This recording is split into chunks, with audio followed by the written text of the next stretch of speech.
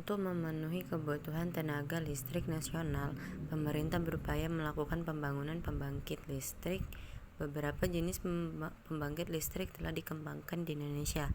Salah satunya adalah pembangkit listrik tenaga gas. Bagaimana proses dihasilkannya listrik dari pembangkit listrik tersebut?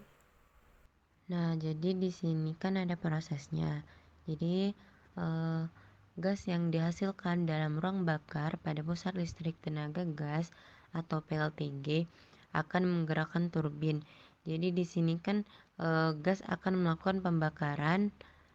Kemudian setelah melakukan pembakaran tersebut, dari pembakaran tersebut itulah bisa menggerakkan turbin. Dan karena turbin bergerak, sehingga bisa membuat generator juga bergerak, dan generator itulah yang akan merubah jadi energi listrik. Begitulah proses dihasilkannya listrik dari tenaga gas. Pembangunan pembangkit listrik tenaga angin di laut lepas dan pembangkit listrik tenaga air memiliki dampak positif, yaitu bertambahnya populasi ikan di laut dan tumbuhnya tanaman air. Benarkah pernyataan tersebut? Jelaskan. Jadi untuk soal nomor 2 ini, pernyataan tersebut benar. Kenapa pernyataan tersebut dinyatakan benar? Jadi pembangunan pembangkit listrik di wilayah perairan menjadi pilihan karena lokasinya tidak mengurangi lahan pertanian dan pemukiman, tidak mengganggu sinyal komunikasi yang digunakan oleh penduduk, serta tidak menimbulkan kebisingan karena jauh dari pemukiman.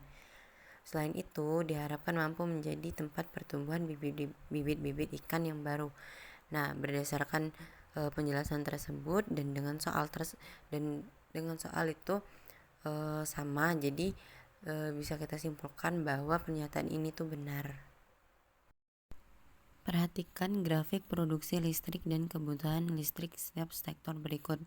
Dalam kurun waktu 32 tahun ke depan, terjadi pergeseran dominasi kebutuhan listrik dari sektor rumah tangga ke sektor industri. Apa yang menyebabkan hal itu terjadi? Karena dari beberapa sumber yang saya baca itu memang lebih spesifik mengarah pada peningkatan ini tuh terjadi disebabkan oleh pertumbuhan penduduk dan pertumbuhan ekonomi. Jadi mungkin lebih spesifiknya itu peningkatan ini terjadi karena pertumbuhan penduduk dan pertumbuhan ekonomi terjadi setiap tahunnya. Maka dari itu dari sektor rumah tangga itu beralih menjadi ke sektor industri yang semakin lama semakin meningkat. Saya akan menjawab soal UKS 1 esai nomor 4. Soal perhatikan tabel kapasitas terpasang di PLN berdasarkan jenis pembangkit listrik berikut. Pembangkit listrik jenis apa yang paling banyak menghasilkan listrik dan mengakibatkan pembangkit listrik tersebut banyak digunakan? Nah, yang paling banyak digunakan itu adalah PLTU. Nah, PLTU itu kan